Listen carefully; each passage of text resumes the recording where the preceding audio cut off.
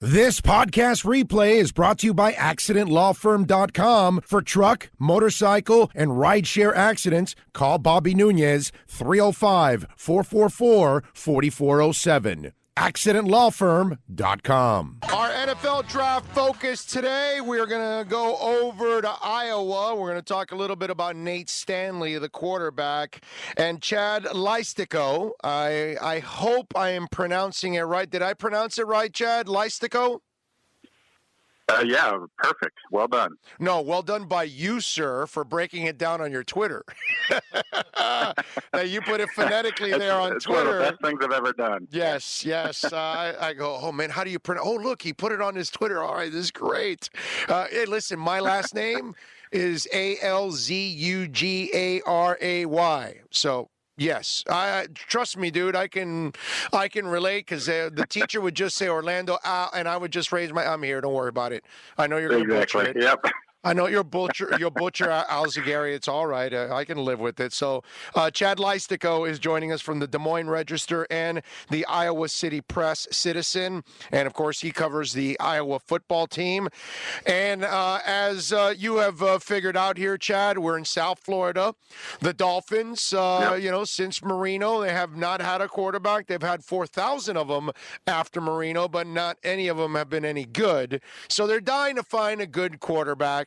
So we're going to focus today on Nate Stanley and talk a little bit about the young man who, when you look at everything, Chad, the good Lord has blessed him with the kind of ability that he can play on Sundays. He has that kind of ability, doesn't he? Yeah, absolutely. In high school, he was a baseball pitcher. He threw over 90 miles an hour. He's a tremendous athlete. He's his school's all-time leading scorer in basketball. And then you just see it on the football field. He's got the strong arm. He's got the big body. He gets a lot of Ben Roethlisberger comparisons. I think partly because Iowa wears black and gold, but also because he's a big guy, 6'4", 243, and can take a beating. He never missed a start. Started all 39 games with the Hawkeyes. And, I would say of Kirk Ferentz's 21 years, he has the most upside for the NFL at a quarterback position.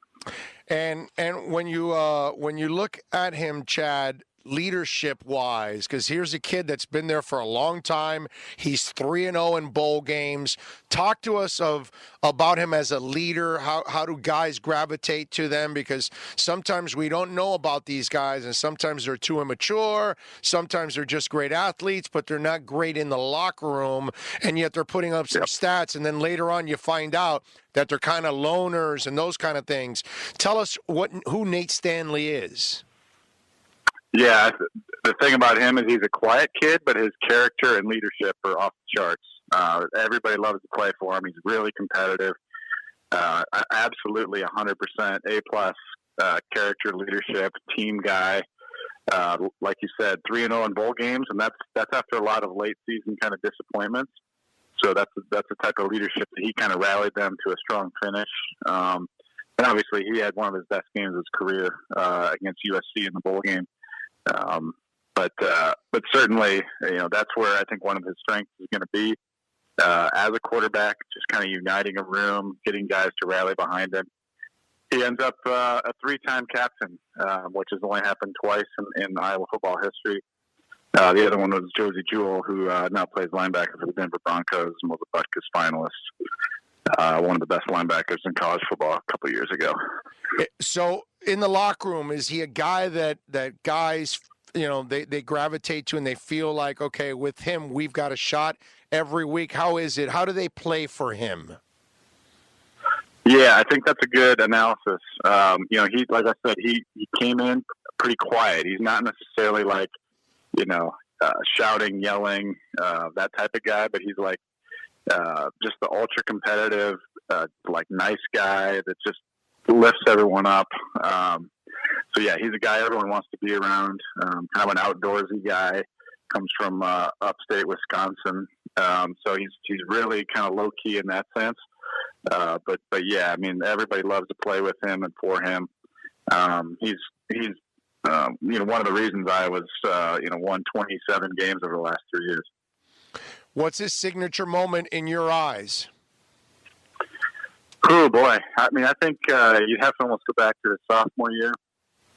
He's had a lot of them, but his sophomore year, I think it was about his 9th start. Iowa was a 3-touchdown underdog against number 3 Ohio State, and he threw 5 touchdown passes, beat Ohio State 55-24. Some tremendous single-handed moments in that game where he had a guy, tackler, wrapped around his leg and still threw a touchdown pass to T.J. Hawkinson, who, of course, wound up being a first-round pick of the Detroit Lions this past year. So I would say that, but he also has directed some game-winning drives, 2 of them against Nebraska. He went 3-0 against Iowa State, which is Iowa's chief in-state rival, and had some really clutch throws in those games, including a walk-off overtime winner, also as a sophomore. So he's had a lot of them. He has had some critics here at Iowa because he's tended to overthrow receivers at times with that big arm. Completion percentage isn't as high as you would like, but he's really got the talent, and he's had some really nice moments in Iowa. So let me ask you something. Unlike, let's say, the kid Josh Allen that went to Buffalo, who's got a cannon for an arm, but he's inaccurate. When you look at Nate's issues sometimes with inaccuracy, is it more about fundamentals? Is it on the run? You tell me, is it that it's just one of those things that you can't explain too, that he's on target sometimes, but then there'll be those moments where he'll sail one over a guy, and that's kind of been the knock on him. But what do you see, since you've been around him for several years, when he's off, why is he off? Yeah, usually it's pressure. He has gotten better at that, but he's still not great under pressure. And unlike Josh Allen, he's not real mobile. I mean, he can move. He's a great quarterback sneaker. I don't know if you watched the bowl game, but he's kind of a legendary quarterback sneaker. Doesn't he average like 4 yards? But he's Doesn't not he average mobile. 4 yards a sneak or something ridiculous? Yeah, it's ridiculous. Yeah, he's had a 10-yard sneak, an 11-yard sneak, an 8-yard sneak this year. I mean, it's the guy's just a big guy, and they had a good center too. So, but yeah, it's under pressure. He has not been great, and then he has had, like I said, overthrows are kind of the bigger deal. And then, but at the same time, that's kind of what he's taught in a way, and maybe that's not the right way to teach it. But he's a low interception guy. He's a low turnover guy. So if he's going to miss someone, he's going to make sure nobody else can get it. I think that's been part of his learning curve. He did play as a true freshman, so he only had the 4 years at Iowa. Obviously 3 as a starter, but I saw him getting better over the years, but his completion percentage, never got really over 60%. So he's kind of in that 57 to 59 range, which I know that's probably going to be one of his biggest knocks when he goes to the next level. Is it more on the people around? Like Josh Allen played on a bad team. Is this a good team that this is who he is? Or is it because he has to kind of force the issue here because he has some lesser talent around him? How do you assess that? Yeah, I think you go year by year on that because his first year he had absolutely no help in the receiving game. Like, Nick Easley was his best receiver, and he was a walk-on junior college receiver from in-state. So he didn't. And then last year, of course, he had the 2 tight ends, and that helped a lot. But the receivers still hadn't grown to where they needed to be. This year, he probably had his best receiving core he's had. He also had his worst pass protection that he's had. He had a ton of offensive line injuries this year. So that really hurt him, especially against Michigan. I think Michigan had 8 sacks in that game. And that's where Stanley had, I think, 3 of his 7 interceptions this year. So, that's kind of a combination of factors. He's really good when he's able to hit play action. Iowa's run game wasn't that good this year, actually, which is unlike Iowa historically. And so they put a lot on him this year, and they did get to the 10-3 mark on a really tough schedule this year.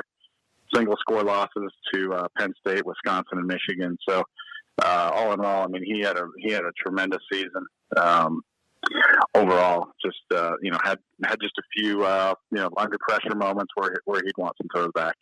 Iowa beat writer Chad Leistikow is joining us from the Des Moines Register and the Iowa City Press Citizen, and you can follow him, by the way, on Twitter at Chad Leistikow, which is Leistikow. And Chad, when you look at Nate and you compare him to some of the guys that are going into the draft, is there a guy that you would compare him to in the draft this year? Is there a guy you would compare him to that you've seen in college football over the last 10 years that has moved on to the NFL? I know you mentioned the little Ben Roethlisberger, but you said it was more about the black and gold stuff and him being a big guy. But what is there a quarterback that kind of reminds you of Nate? Well, Roethlisberger is not a bad comparison. I know that's going a long ways back here, just because he just is that bigger body who just sometimes you hit him and he doesn't even go down in the pocket. And he just sort of stands there a little longer and finds a way to get rid of a floating, 6-yard pass. So I kind of like that one. I think just as far as just pure pocket passers, and again, I'm not going to say he's at this level, but I think Oregon's Justin Herbert is a pretty good comparison in terms of just the arm strength. Nate's arm strength is really, really good. His fundamentals, I'm sure, are not quite at that level, but I'm going to be real interested to see, how people evaluate him at the combine, et cetera, because I think there's going to be a lot of teams that really fall in love with him just because of his character, his arm strength. The one thing we haven't talked about Nate is he's so smart. He can read defenses really, really well. It's just that, like I said, I think the biggest problem for him probably was just reacting under pressure because he doesn't have that mobility issue, and guys were not great at just getting open on their own. So he, just struggled a little bit trying to not turn the ball over in those instances and take a sack. So those are the comps I would say. But I'm curious to see what people say, a month or two from now. The problem is I have with the Herbert situation is Herbert doesn't have signature moments like Nate does, and Herbert has a maturity issue that Nate doesn't have either. And that's been a knock on Herbert for several years now, his lack of maturity. Nate, well, if you're going to play for Kirk Ferentz, dude, you better man up as it is. But overall, Nate has those two things, because that's the one thing, Chad, that when I look at Justin Herbert, he doesn't convince me. I don't have big games. I don't have big moments where he showed me that he elevated a team like we were talking about earlier with Nate in Ohio State. And by the way, he's won every bowl game he's been in too. His non-conference record is exceptional. I mean, these are things. Yeah. There's a resume with Nate Stanley that I don't believe Justin Herbert has. Yeah, that's a really good point. And like you mentioned, he's 12-0 in non-conference games, and there's a lot of tough non-conference games in there too. Anyone in this state knows that it's really hard to win at Iowa State. He's done that twice. He went 2 for 2 in that department. Like I said, he beat Ohio State this year. He beat. I didn't even mention this in signature moments, but Iowa faced Minnesota when it was at 10-0, I think 9-0, 10-0. And he beat him, and they went down for touchdowns the first 3 drives of the game on Nate Stanley's right arm. So,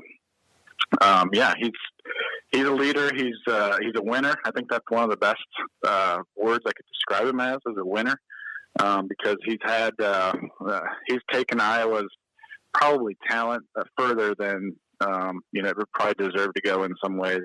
And he ends up second all time in passing yards at Iowa, second all time in touchdowns at Iowa, behind Chuck Long, who was the Heisman Trophy runner-up to Bo Jackson. So, really accomplished guy, and like I said, character probably is going to really convince some people to draft him. I'm curious to see where he goes.